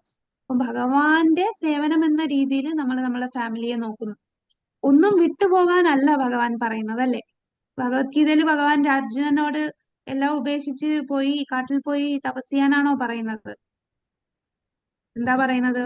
മാമനുസ്മര യുദ്ധ്യജ, എന്നെ സ്മരിച്ചുകൊണ്ട് നീ യുദ്ധം ചെയ്യും. അപ്പൊ ഭഗവാനെ സ്മരിച്ചുകൊണ്ട് നമ്മൾ നമ്മളുടെ കടമ ചെയ്യുക, നമ്മുടെ വീട്ടിലെ കടമകൾ ചെയ്യുക, നമ്മുടെ ഓഫീസിലെ കടമകൾ ചെയ്യുക. എല്ലാ കടമയും അവിടെ നമ്മളുടെ ചിന്ത എന്തായിരിക്കണം? ഭഗവാനെ, ഇത് ഭഗവാന്റേതാണ്, ഭഗവാൻ എനിക്ക് തന്ന ചുമതലയാണ്, ആ ചുമതല ഞാൻ ഭഗവാന് വേണ്ടി കൃത്യമായിട്ട് ചെയ്യുന്നു. ആ ഒരു മനോഭാവം നമ്മൾ വളർത്തിയെടുക്കണം. അതാണ് ഈശോപനിഷത്തില് നമുക്ക് മനസ്സിലാക്കുന്നത്. കഠിനാധ്വാനം വഴി രൂപവൽക്കരിക്കണം നടത്തിയ ഒരു തൊഴിലാളിക്ക് അതുകൊണ്ട് മാത്രം ഒരു വസ്തുവിന്റെ ഉടമസ്ഥ അവകാശപ്പെടാനാവില്ല. ഇപ്പൊ നമ്മൾ പറയുന്ന ഒരു വാക്കാണ്, ഞാൻ ഹാർഡ് വർക്ക് ചെയ്ത് എന്റെ ചോരയും നീരയും വിറ്റാണ് ഇതെല്ലാം ഞാൻ കെട്ടിപ്പൊക്കിയത് എന്ന് നമ്മൾ പറയും. അപ്പൊ അങ്ങനെ പറയാൻ നമുക്ക് ഒരു അവകാശമില്ല. കാരണം ഈ കെട്ടിപ്പൊക്കാനുള്ള സാധനങ്ങൾ എവിടുന്നാ കിട്ടിയത്? അതൊക്കെ ആരാണ് തന്നത്? ഭഗവാൻ നമുക്ക് പ്രകാശം, സൂര്യൻ പ്രകാശം തരുന്നു, മഴ തരുന്നു. ഒരിക്കലും ഭഗവാൻ നമ്മളോട് കറണ്ട് ബില്ലോ വാട്ടർ ബില്ലോ ഒന്നും ചോദിക്കുന്നില്ല. നമ്മളൊരു വീട് വാടകയ്ക്ക് കൊടുത്തു കഴിഞ്ഞാൽ ആ വാടക കിട്ടിയില്ലെങ്കിൽ അപ്പോഴേ ഓണർ ചെന്ന് വാടക ചോദിക്കും. വാടക തന്നില്ലെങ്കിൽ ഇറങ്ങാൻ പറയും. ഭഗവാനെ ഒന്ന് തിരിഞ്ഞു പോലും നോക്കാതെ, ഭഗവാൻ ആരാന്ന് പോലും അറിയാതെ നിരീശ്വരവാദികളായിട്ട് എത്ര പേര് ഇവിടെ ജീവിക്കുന്നു. അവർക്ക് ഭഗവാൻ പ്രകാശം കൊടുക്കാതിരിക്കുന്നുണ്ടോ? അവർക്ക് മഴ കൊടുക്കാതിരിക്കുന്നുണ്ടോ? ഇവൻ ഇതെല്ലാം കൊടുത്തിട്ട് ഇവന്റെ അഹങ്കാരം കണ്ടില്ലേ, അവനിത് കൊടുക്കണില്ല എന്ന് ഭഗവാൻ ചിന്തിക്കുന്നുണ്ടോ? ഭഗവാൻ അത്രയ്ക്ക് കാരുണ്യവാനാണ്. എല്ലാവർക്കും അവന് ആവശ്യമുള്ളതെല്ലാം കൊടുക്കും. പക്ഷെ നമ്മളെ കയ്യിലിരിപ്പ് കൊണ്ടാണ് നമുക്ക് ഓരോ പ്രശ്നങ്ങൾ വരുന്നത്. നമ്മൾ കാരണം ഈശാവാസ്യം അനുസരിച്ച് ജീവിക്കാത്തത് കൊണ്ടാണ് ഈ പ്രശ്നങ്ങളെല്ലാം ഉടലെടുക്കാനുള്ള കാരണം. സ്വന്തം വിഹിതം പിന്തുടരുന്നതില്ലെങ്കിൽ എന്ത് സംഭവിക്കും?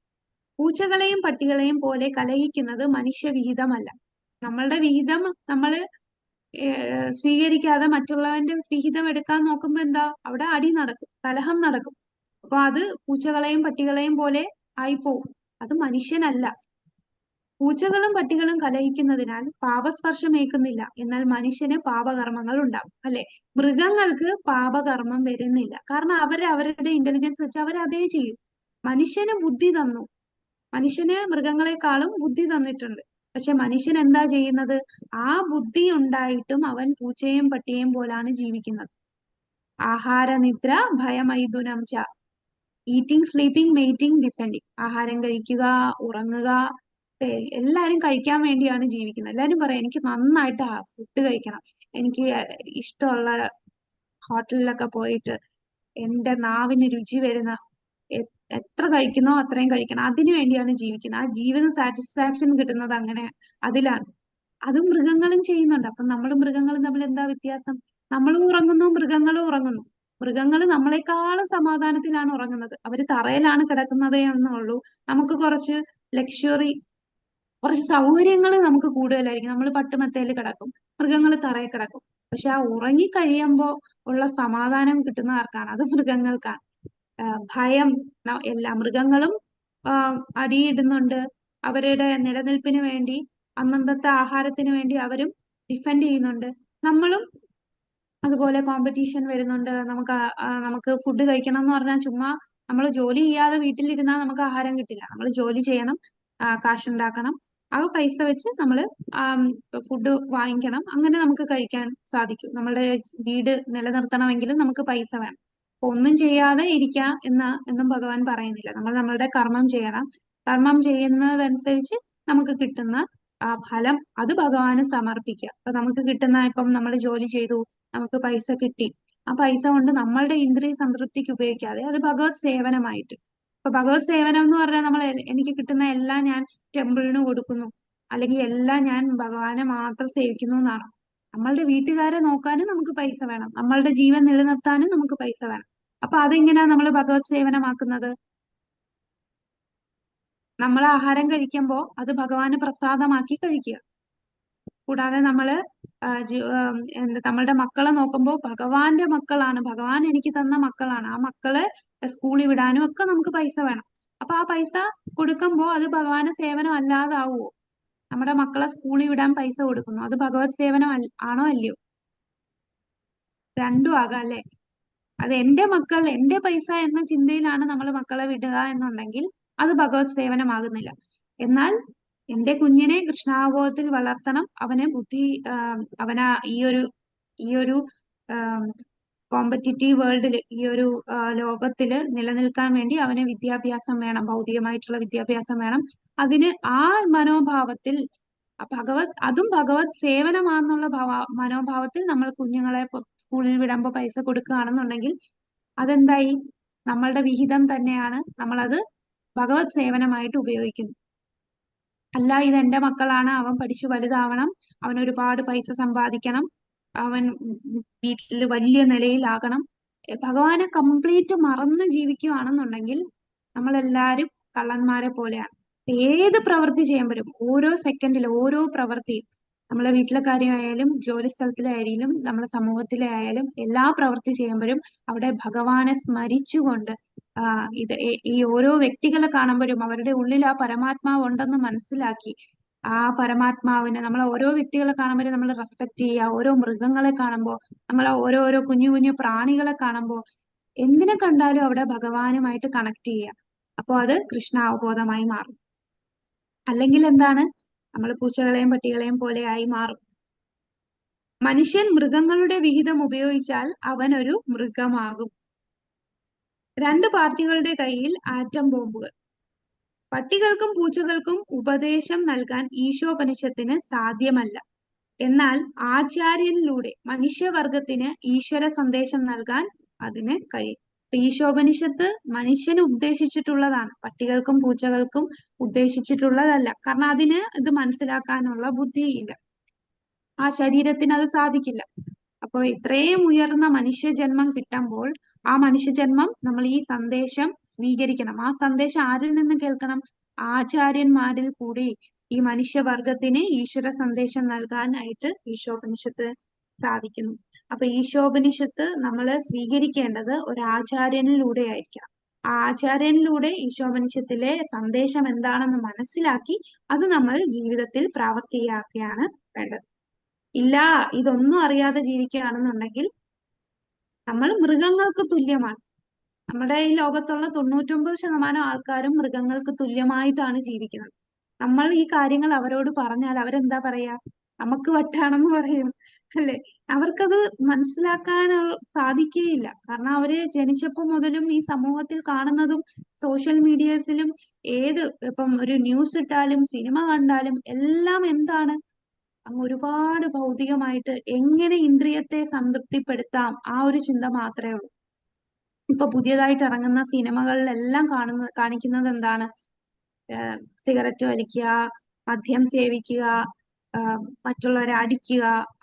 പക്ഷെ ഇതൊക്കെയാണ് കുട്ടികൾക്ക് ആവേശം. അത് കണ്ട് അങ്ങനെ ആവാനായിട്ട് ആഗ്രഹിക്കുന്നു. ആ ഒരു ലെവലിലേക്ക് നമ്മളെ ലോകം പൊയ്ക്കൊണ്ടിരിക്കുകയാണ്. അങ്ങനെ ഒരു ജീവിതമല്ല നമുക്ക് ശാസ്ത്രങ്ങൾ പറഞ്ഞു തരുന്നത്. ശാസ്ത്രങ്ങൾ പറയുന്നത് എന്താണ്? നമ്മൾ എങ്ങനെ ജീവിക്കണം, നമ്മളുടെ മാനുവൽ ആണല്ലേ ഭഗവത്ഗീത മാനുവൽ. ആ മാനുവൽ, ഈ ഒരു ശരീരം കിട്ടിയാൽ ഈ ശരീരം എങ്ങനെയാണ് പ്രവർത്തിക്കേണ്ടത്, ഏത് രീതിയിലാണ് ഈ ശരീരം കൊണ്ട് മുന്നോട്ട് പോകേണ്ടത് എന്ന് ഈ മാനുവലിൽ പറഞ്ഞിട്ടുണ്ട്. അതനുസരിച്ച് പ്രവർത്തിച്ചില്ലെങ്കിൽ നമ്മൾ മൃഗങ്ങളെ പോലെ ആയി ഈ ശരീരം, ഈ ഇത്രയും റെയർ ആയിട്ട് കിട്ടിയിട്ടുള്ള ഈ മനുഷ്യ ശരീരം നമ്മൾ വെറുതെ ഉപയോഗിക്കാതെ കളയുകയാണ് ചെയ്യുന്നത്. അപ്പൊ നമ്മൾ ആചാര്യനിലൂടെ ഈ മനുഷ്യവർഗം ഈശ്വര സന്ദേശം സ്വീകരിക്കുകയാണ് വേണ്ടത്. ഹരേ കൃഷ്ണ. ഇത്രയും കാര്യങ്ങളാണ് നമ്മളുടെ ഈശോപനിഷത്തിൽ ഇവിടെ പറയുന്നത്. അപ്പോ ഒരു ചോദ്യം, നമ്മളുടെ പ്രാക്ടിക്കലി നമ്മളുടെ ലൈഫില് എങ്ങനെ ഈശാവാസ്യം അനുസരിച്ച് ജീവിക്കും? നമ്മൾ ആഹാരത്തിന്റെ കാര്യം എടുക്കാം.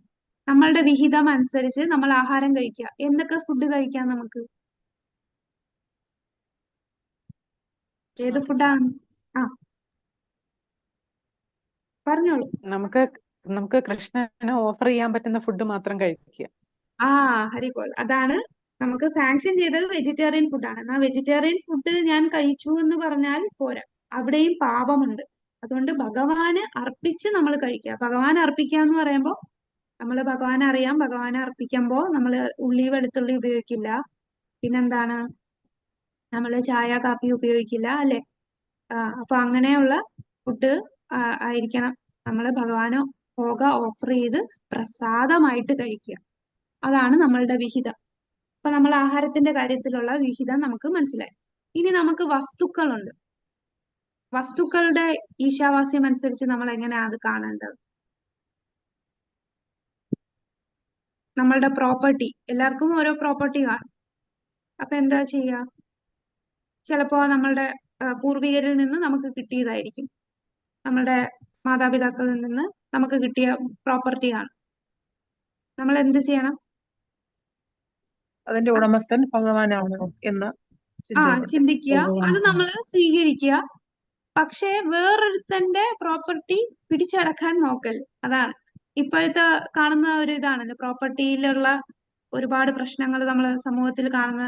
ഇപ്പം കേസൊക്കെ വരുന്ന എന്താണ്, തൊട്ടടുത്തുള്ളവന്റെയും കൂടെ അടിച്ചു മാറ്റാൻ നോക്കുമല്ലേ. ആ വേലി കെട്ടുന്ന മതില് കെട്ടുമ്പോ അവന്റെ വസ്തുവിലുള്ളതും കൂടെ ചേർത്തായിരിക്കും മതില് കെട്ടുക.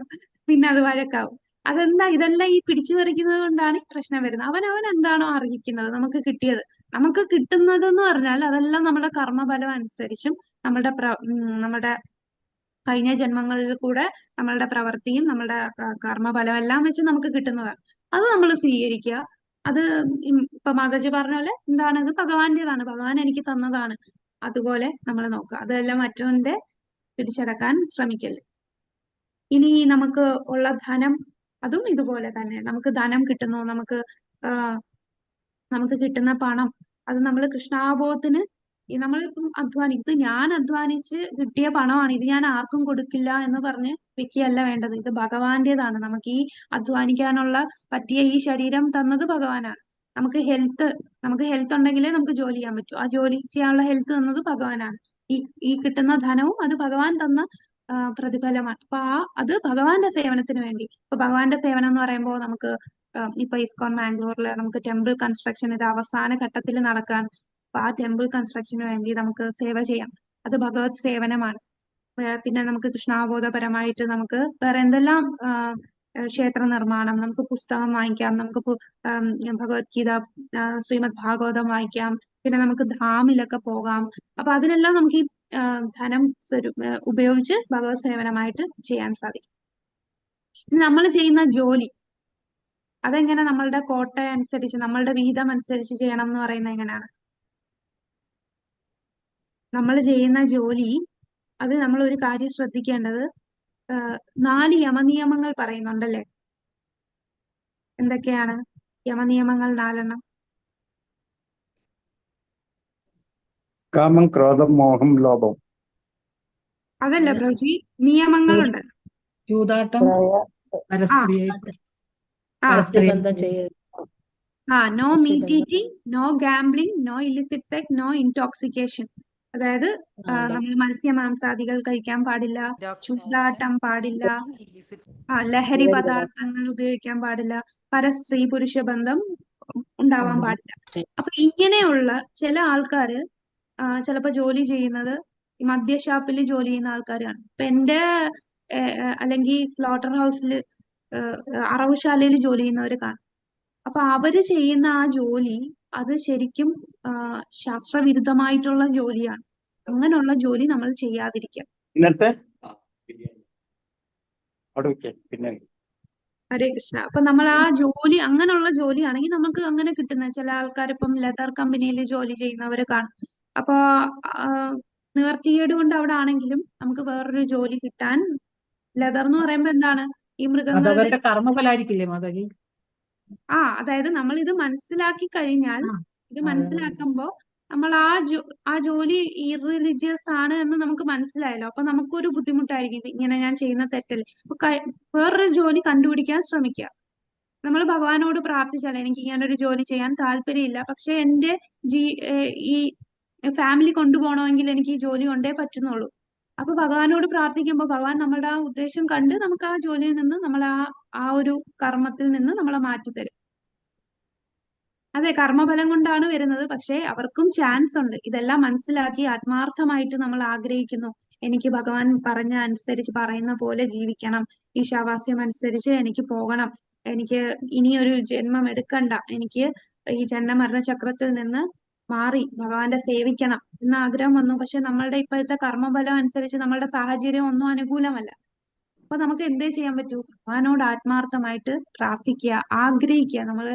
എനിക്ക് ഭഗവാനോട് കൂടുതൽ സേവനം ചെയ്യണം, അതിനുവേണ്ടി എന്റെ സാഹചര്യങ്ങൾ മാറ്റി തരണമെന്ന് നമുക്ക് പ്രാർത്ഥിക്കാം. അങ്ങനെ പ്രാർത്ഥിക്കുമ്പോൾ തീർച്ചയായിട്ടും പരമാത്മാവിന് അത് മനസ്സിലാവും, പരമാത്മാവ് അത് മാറ്റിത്തരും. അപ്പൊ നമുക്ക് ആ ഒരു ആഗ്രഹമെങ്കിലും വേണം. അല്ല എനിക്ക് ഇതൊക്കെ പറ്റൂ, ഇത് ചെയ്യുന്നതിൽ കുഴപ്പമൊന്നുമില്ല, തെറ്റില്ല എന്ന് ചിന്തിക്കുകയാണെങ്കിൽ നമ്മൾ അങ്ങനെ തന്നെ പോകും. അല്ലെ, ഭഗവാൻ എങ്ങനെയാണ്? റെസിപ്രൊക്കേറ്റിംഗ് ആണ്. അതായത് യഥാമാം പ്രപദ്യന്തി, നമ്മൾ എങ്ങനെയാണോ ഭഗവാനെ സമീപിക്കുന്ന അതനുസരിച്ചാണ് ഭഗവാൻ നമ്മളോട് വരുന്നത്. നമുക്ക് വേണ്ടാന്ന് വെച്ചാൽ ഭഗവാനും ഓക്കെ വേണ്ട, അങ്ങനെ തന്നെ നിന്നോളൂ എന്ന് ചിന്തിക്കും. രേഷ്ണ മാതാജി, അതിപ്പോ ഒരാൾ അങ്ങനെ ചെയ്യുന്ന ജോലി ഭഗവാനെ സമർപ്പിച്ച് എന്താന്ന് ഭഗവാൻ പറയുന്നത് അത് അവർ ചെയ്തു കഴിഞ്ഞാൽ പിന്നെ അവർക്ക് അത് പാപം ഉണ്ടാവുമോ? പക്ഷെ അത് ഞാൻ ചെയ്യുന്നത് തെറ്റാണ് എന്നൊരു ബോധം അവർക്ക് വേണം. ബോധം ഉണ്ടാവുമായിരിക്കാം. പക്ഷെ അത് ഭഗവാൻ സമർപ്പിച്ച് എനിക്ക് ഇതേ കിട്ടുന്നുള്ളൂ, വേറൊന്നും കിട്ടുന്നില്ല. അതെ, അതാണ് മാതാജി പറഞ്ഞത്. എന്റെ സാഹചര്യം ഇങ്ങനെ ആയിപ്പോയി, എനിക്ക് വേറൊന്നും പറ്റുന്നില്ല, അതുകൊണ്ട് അത് ഭഗവാനെ സേവിക്കാം. പക്ഷെ നമ്മൾ ആഗ്രഹിക്കുകയും വേണം, എനിക്ക് ഇതിനേക്കാളും ഇതിൽ നിന്ന് മാറി എനിക്ക് വേറൊരു നല്ലൊരു ജോലി, അതായത് ഈ റിലീജിയസ് ആയിട്ടുള്ള ഒരു ജോലി കിട്ടുകയാണെന്നുണ്ടെങ്കിൽ അതിനുവേണ്ടി നമ്മൾ അതും കൂടെ ആഗ്രഹിക്കുക. അത്രേ ഉള്ളൂ. ആ ഒരു ആഗ്രഹം വരിക. അല്ലാതെ എനിക്ക് ഇവിടെ തന്നെ നിന്നാ മതി എന്ന് ചിന്തിക്കാതെ എനിക്കൊന്നും മാറാനോടും കൂടെ നമ്മൾ ആഗ്രഹിച്ചാൽ അത് ഭഗവാന് മനസ്സിലാവും. ഓക്കെ മാതാജി, ഹരേ കൃഷ്ണ. ഹരേ നമ്മൾ അതുകൊണ്ടെല്ലാം ഉപേക്ഷിച്ച് ഇനി ഞാൻ ചെയ്യണില്ല എന്ന് പറഞ്ഞ് വീട്ടിലിരുന്ന് നമ്മൾ ജോലി ചെയ്യാതിരിക്കാനല്ല, ജോലി ചെയ്യണം. പക്ഷെ നമ്മളുടെ അവബോധം അങ്ങനെ ശുദ്ധീകരിക്കപ്പെടണം. അത്രേ ഉള്ളൂ. നമ്മളാൽ പറ്റുന്ന രീതിയിൽ നമ്മൾ ചെയ്യും. ഇനി നമ്മളിപ്പം നമ്മൾ ചെയ്യുന്ന വർക്ക് ചെയ്യുമ്പോൾ എങ്ങനെയായിരിക്കണം? നമ്മൾ ജോലി ചെയ്യുമ്പോൾ ചില ആൾക്കാർ ഭയങ്കര വർക്കഹോളിക് ആയിരിക്കും. വർക്കഹോളിക് എന്ന് പറഞ്ഞാൽ രാവും പകലും ഒക്കെ ജോലി ചെയ്യും, എക്സ്ട്രാ ജോലിയൊക്കെ ചെയ്യും. അതെന്താണ്? എന്തിനാണ് അങ്ങനെ ജോലി ചെയ്യുന്നത്?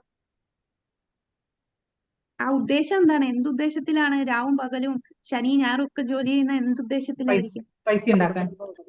പൈസ. അതെന്ന് പറഞ്ഞാൽ എന്താ? അത് ആർത്തിയല്ലേ. നമുക്ക് തിങ്കൾ തൊട്ട് വെള്ളി വരെ ജോലി ചെയ്യുന്നു, അതിന് ശമ്പളം കിട്ടുന്നു. എനിക്കിത് പോരാ, എനിക്ക് ഇനിയും വേണം. അപ്പൊ നമ്മളുടെ ആർത്തി കാരണം നമ്മൾ ഒരുപാട് ജോലി ചെയ്യും. അപ്പൊ ഇങ്ങനെ ഹാർഡ് വർക്ക് ചെയ്യുമ്പോൾ കുറെ പണം സ്വരൂപിക്കും. ആ പണം എന്തിനാണ്? ആ പണം കിട്ടിയിട്ട് എനിക്ക് വീട് വെക്കണം, മാളി വെക്കണം, ലോൺ എടുക്കണം. അപ്പൊ ഈ ലോണൊക്കെ കൂടുതൽ കൂടുതൽ എടുത്ത് നമ്മുടെ ഭൗതിക ആവശ്യങ്ങൾക്ക് എടുക്കുക എന്ന് പറയുമ്പോൾ അവിടെയും എന്താ പ്രശ്നം വരിക? നമുക്ക് കൃഷ്ണാഭോഗത്തിന് പിന്നെ സമയം കിട്ടില്ല, നമുക്ക് ടെൻഷൻ ആയിരിക്കും പിന്നെ. അപ്പൊ നമ്മൾ ആർത്തിയുടെ പുറകെ പോയാൽ നമ്മൾ അങ്ങനെ അങ്ങ് പോകും, വേറെ ഒന്നിനും സമയം കിട്ടില്ല.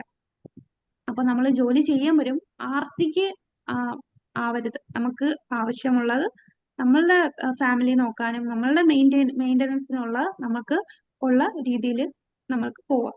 അല്ലാതെ എനിക്ക് കൂടുതൽ സ്വരൂപിച്ച് എനിക്കത് വീണ്ടും വീണ്ടും കൂട്ടി കൂട്ടി കൊണ്ടുപോകണം എന്നുള്ള ചിന്ത അത് നമ്മളുടെ വിഹിതത്തിന് അപ്പുറമാണ്.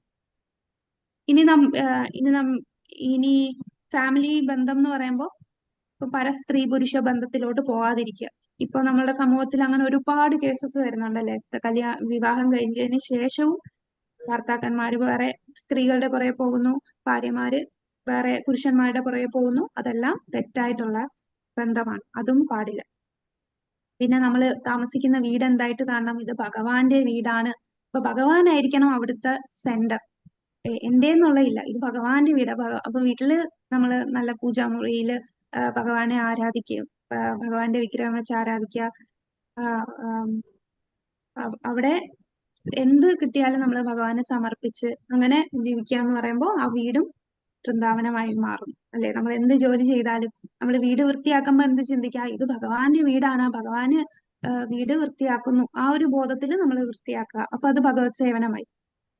പിന്നെ നമുക്ക് എന്തെങ്കിലും ഒരു സ്ഥാനമാനങ്ങളൊക്കെ കിട്ടുകയാണ്, ഞാനൊരു വലിയ പൊസിഷനിലാണെന്നുണ്ടെങ്കിൽ അത് നമ്മൾ അഹങ്കരിക്കരുത്. അവിടെ പൊളിറ്റിക്സ് കൂടുതൽ കുറെ പൊളിറ്റിക്സ് ഇൻഫ്ലുവൻസ് ഒക്കെ ഉള്ള അങ്ങനെ ഒരു നിലയിലാണ്, ഇൻഫ്ലുവൻഷ്യൽ ആയിട്ടുള്ള ഒരു നിലയിലാണെങ്കിലും അവിടെ ചിന്തിക്കുക, ഇതെനിക്ക് ഭഗവാൻ തന്നിട്ടുള്ള ഒരു സ്ഥാനമാണ്.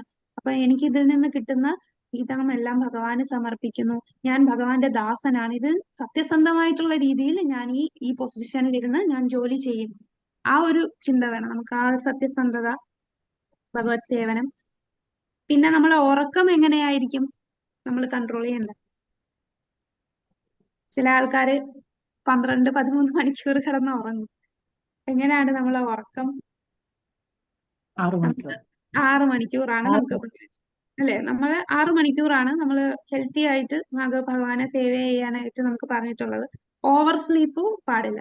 ആവശ്യത്തിൽ കൂടുതൽ നമ്മൾ ഉറങ്ങുന്നത്, അതും നമ്മുടെ നമുക്ക് തന്നിട്ടുള്ള വിഹിതം 6 മണിക്കൂറാണ്. ആ വിഹിതത്തിന്റെ അപ്പുറമാകരുത്. ആണ്. പിന്നെ പ്രായമായി ഒരു ചില അസുഖങ്ങളൊക്കെ വരുമ്പോൾ നമുക്ക് ചിലപ്പോൾ ക്ഷീണം അങ്ങനെയൊക്കെ വരും. അതല്ല, സാധാരണ നമ്മൾ ഹെൽത്തി ആയിട്ടിരിക്കുമ്പോൾ നമ്മൾ കൂടുതൽ ഉറങ്ങാൻ പാടില്ല. ഇന്നത്തെ ജനറേഷൻ എന്ന് പറഞ്ഞാൽ ഉറങ്ങുന്ന ആൾക്കാരാണ്. ഉറങ്ങുന്ന എപ്പോഴാണെന്നറിയോ? രാവിലെ 4 മണി 5 മണിക്ക് ഉറങ്ങും, എണീക്കണത് ഉച്ച കഴിഞ്ഞ് വൈകുന്നേരം എണീക്കും, അല്ലെ? എല്ലാം അവരുടെ ഡ്യൂട്ടി അങ്ങനത്തെ മാതാജി, ഇപ്പോഴത്തെ IT പിള്ളേർക്ക്. അതെ. അല്ല, IT പിള്ളേരെന്നല്ല മാതാജി. അല്ല, അങ്ങനെയല്ല ഞാൻ പറയാണ്. ഞാനിപ്പോ എന്റെ മകനും അങ്ങനെയാണ്, അതാ ഞാൻ പറയാൻ കാരണം. അത് ഈ ജനറേഷൻ മൊത്തം അങ്ങനെയാണ് മാതാജി. ഞാൻ കോളേജിൽ പഠിപ്പിക്കുകയാണ്. അപ്പൊ അവിടെ കുട്ടികൾ എല്ലാരും ഇങ്ങനെയാണ്. എല്ലാം നൈറ്റിലാണ് അവർ ഓണായിരിക്കുന്നത്. തലതിരിഞ്ഞ ഒരു സമൂഹമാണ്, അല്ലെ? രാത്രി സൂര്യൻ അസ്തമിക്കുമ്പോൾ ശരിക്കും നമുക്ക് ഉറങ്ങാനുള്ള സമയമാണ്. ഈ കറണ്ടൊക്കെ ഉള്ളത് കൊണ്ട്, ഇന്റർനെറ്റ് ഒക്കെ വന്നത് കൊണ്ട് എല്ലാരും അതിനകത്താണ്, രാത്രിയിലാണ് അവർ ഉണർന്നിരിക്കുക. അതിപ്പോ നമ്മള് അതും നമ്മൾ ശ്രദ്ധിക്കണം. നമ്മൾ കൃഷ്ണാവബോധത്തിൽ വരുമ്പോ രാത്രി നമ്മൾ നേരത്തെ ഉറങ്ങുക, നമ്മൾ നേരത്തെ എണീക്കുക, അല്ലെ? നമ്മൾ നേരത്തെ എണീക്കണമെങ്കിൽ തലേന്നേ നമ്മൾ പ്രിപ്പയർ ചെയ്യണം. തലേന്ന് നേരത്തെ ഉറങ്ങുവാണെന്നുണ്ടെങ്കിൽ നമുക്ക് നേരത്തെ എണീക്കാം. ഹരേ കൃഷ്ണ. അപ്പൊ ഇതൊക്കെയാണ് നമ്മൾ പ്രാക്ടിക്കലായിട്ട് നമ്മളെ ജീവിതത്തിൽ എങ്ങനെയാണ് ഈശാവാസ്യം അനുസരിച്ച് ചെയ്യാൻ പറ്റുന്നത്. അപ്പൊ ആ കോട്ട അനുസരിച്ച് നമ്മൾ ഓരോ കാര്യങ്ങള് ഇപ്പൊ പറഞ്ഞതാണ്. ഹരേ കൃഷ്ണ. അപ്പൊ നമുക്ക് ചോദ്യം നോക്കാം. താഴെ നൽകിയിട്ടുള്ള പദങ്ങളുടെ മലയാളം അർത്ഥം നൽകുക. ഈശാവാസ്യ. എന്താണ് ഈശാവാസ്യ എന്ന് പറഞ്ഞാൽ? ഈശാവാസ്യ ഈശ്വരനാൽ നിയന്ത്രിക്കപ്പെടുന്നത്. ഈശ്വരനാൽ നിയന്ത്രിക്കപ്പെടുന്നത്, അല്ലെ? ഈശ്വരന്റെ ഉടമസ്ഥതയിലുള്ളത്, അതാണ് ഈശാവാസ്യം. പരാ അപരാ പ്രകൃതി. പരാപ്രകൃതി എന്താണ്? നമ്മളത് ഡിസ്കസ് ചെയ്തായിരുന്നു. ഉത്കൃഷ്ടമായ പ്രകൃതി, ജീവസത്ത, സുപ്പീരിയർ പവർ. സുപ്പീരിയർ പവർ, ഭഗവാന്റെ ഉത്കൃഷ്ടമായ ശക്തി, അല്ലെ? ജീവസത്തകൾ. അപരാപ്രകൃതി ഭൗതിക ശക്തി. ഭഗവാന്റെ അധമ ശക്തി, അല്ലെ? ഭൗതിക ശക്തി. അതായത് ഭൂമി, ജലം, അഗ്നി, വായു, ആകാശം, മനസ്സ്, ബുദ്ധി, വിദ്യ, ആകാരം. ഇനി ഭാഗവത കമ്മ്യൂണിസം, അത് നമ്മൾ പറഞ്ഞില്ല. ഭാഗവത കമ്മ്യൂണിസം എന്ന് പറഞ്ഞാൽ ഇത് തന്നെയാണ്. അതായത് എല്ലാം ഭഗവാന്റേതാണ്, ഒന്നും നമുക്കുള്ളതല്ല. വസുദേവ കുടുംബകം, ആ ഒരു അവബോധം നമുക്കുണ്ടാകണം. വസുദേവ കുടുംബകം, എല്ലാം ഭഗവാന്റേതാണ്. ഈ കുടുംബം മൊത്തം, ഈ കാണുന്നതെല്ലാം ഭഗവാന്റേതാണ്. വസുദേവ കുടുംബകം. അപ്പൊ ഭഗവാന്റെ സ്വത്ത് നമ്മള് ആവശ്യത്തിന് മാത്രം ഉപയോഗിക്കുക. നമ്മുടെ കയ്യിലുള്ളതെല്ലാം ഭഗവാന്റേതാണ്, അപ്പൊ അത് നമ്മളുടെ ആവശ്യത്തിന് ഉപയോഗിക്കുക. അതിന് ഉദാഹരണം പ്രഭുപാദര് പറയുന്നുണ്ട്. അച്ഛന്റെ സ്വത്ത് ആർക്കാണ് അവകാശം? മക്കൾക്ക് അവകാശമുള്ളതാണ്. അപ്പൊ അച്ഛന്റെ സംരക്ഷണത്തിൽ ജീവിക്കാൻ കഴിയും. എന്നാൽ അത് കൂടുതൽ എടുക്കുകയാണെന്നുണ്ടെങ്കിൽ അച്ഛനിപ്പോ ഓരോ മക്കൾക്കും ഓരോന്ന് കൊടുത്തിട്ടുണ്ടാവും. 4 മക്കളുണ്ടെങ്കിൽ ഓരോ മക്കൾക്കും ഇന്ന ഇന്ന സ്വത്തുക്കൾ, ഇത് നിനക്ക് അങ്ങനെ കൊടുത്തു. എന്നാ മക്കൾക്ക് അത് അത് അനുസരിച്ച് അവൻ ജീവിക്കുവാണെന്നുണ്ടെങ്കിൽ അവന് സുഖമായിട്ട് ജീവിക്കാം. എന്നാൽ എനിക്ക് വേണ്ട, അവന് കൊടുത്തതും എനിക്ക് വേണം. അപ്പൊ കൂടുതൽ നമ്മൾ എടുക്കാൻ ശ്രമിക്കുകയാണെന്നുണ്ടെങ്കിൽ അവിടെ കലഹം ഉണ്ടാകുന്നു. നമുക്ക് അതിനുള്ള ശിക്ഷ വരും. കലഹം വന്നു, കേസ് വന്നു, ഇപ്പൊ എത്ര സമയമാണ് നമുക്ക് മനപ്രയാസം വരുന്നു, പ്രശ്നങ്ങൾ വരുന്നു. പിന്നെ നമ്മുടെ ജീവിതത്തിൽ ചിലപ്പം ശിക്ഷിക്കപ്പെടും, അവന്റെയും കൂടെ പിടിച്ചെടുക്കാൻ നോക്കി എന്നുള്ള. അപ്പൊ അതാണ് വസുദേവ കുടുംബകം. അതാണ് ഭാഗവത കമ്മ്യൂണിസം. നമുക്ക് ആവശ്യമുള്ളത് നമ്മൾ എടുക്കുക. ഈ കാണുന്നതെല്ലാം ഭഗവാന്റേതാണ്, ഒന്നും നമ്മളുടേതല്ല. അതാണ് വസുദേവ കുടുംബകം. അത് ഭാഗവത കമ്മ്യൂണിസത്തില് പറയുന്നതാണ്. ഇനി അടുത്ത വാക്കാണ് ആ പൗരുഷേയ. ഇത് നമ്മള് സ്ലൈഡിലില്ല, ഈശോപനിഷത്ത് വായിക്കുമ്പോൾ മനസ്സിലാവും. ആ പൗരുഷേയ എന്നൊരു വാക്ക് പറയുന്നത്. ആ പൗരുഷേയ എന്ന് പറഞ്ഞാൽ ഈ ഭഗവാനാൽ നിർമ്മിക്കപ്പെട്ട ഭഗവാനാൽ പറഞ്ഞത് ഭഗവാൻ അരുളി ചെയ്യപ്പെട്ടതാണ് ആ പൗരുഷേയം.